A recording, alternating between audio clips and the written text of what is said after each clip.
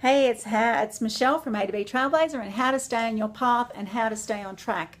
Day 5, we're doing really, really well. I hope you've been sharing if you've been finding some value with your friends and family members. Yesterday we talked about something that wasn't quite so fun, which was listing your fears. And today we're going to talk a little bit about your fears and what they actually mean and what to do about them. Of course, we can't talk extensively about it, but I just really want you to get to know where the fears come from and that they are your defensive protective personality, or that's what I called it anyway.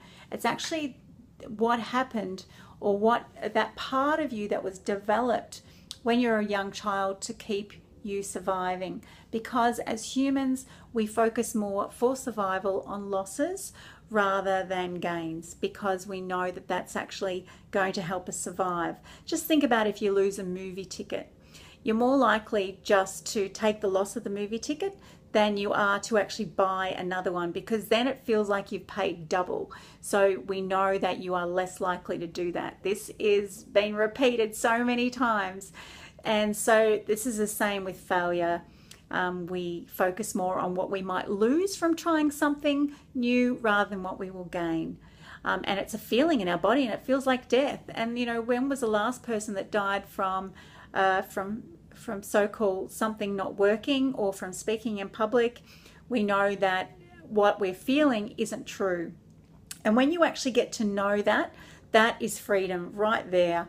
You get freedom and you get some clarity about what's happening in your body. So you've got to get to know what it is. You've got to name what that fear when it comes up.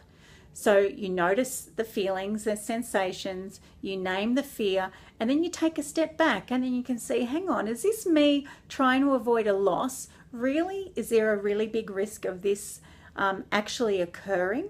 And if there is actually a bit of a risk, all you need to do is start thinking about a few things to mitigate the risk and just do it anyway, because the likelihood of a worry or a fear coming about is quite low.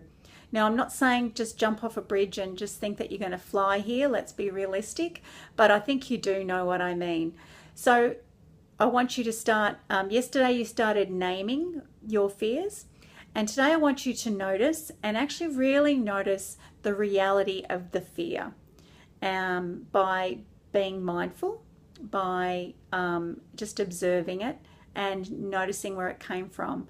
Not taking it as reality and as you have in the past, but starting to look at it with some fresh eyes, because really it's just an obstacle that your brain has told you that is really, really important to focus on. And what happens when you focus on the boulder in front of you on the path? That's all you see. That's what expands, is that big obstacle. And you don't think about just looking around the corner around that boulder and just looking at your vision and keeping your eye on that rather than the fear. And Susan Jeffers said, feel the fear and do it anyway. I would encourage you to do that as well. So gosh, we could talk about this all day, but let's just say the top tip is really getting to know the origin of your fear, noticing it and naming it, and just really seeing it for probably the fraud that it is. All right, until tomorrow. So share with your friends if you find this useful, and just make some comments below. I would love to hear what you think about this discussion on this pathway to be a trailblazer. Cheers.